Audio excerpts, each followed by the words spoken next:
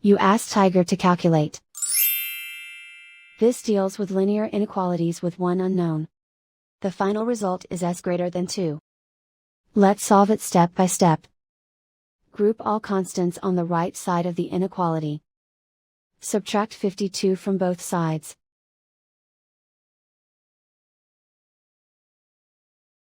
Simplify the arithmetic.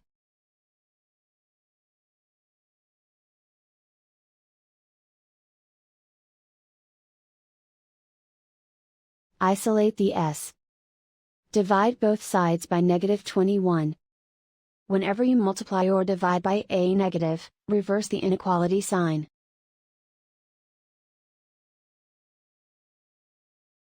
Cancel out the negatives.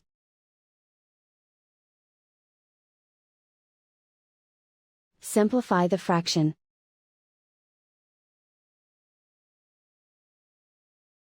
Cancel out the negatives.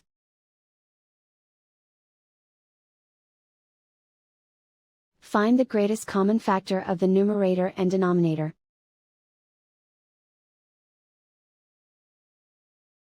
Factor out and cancel the greatest common factor.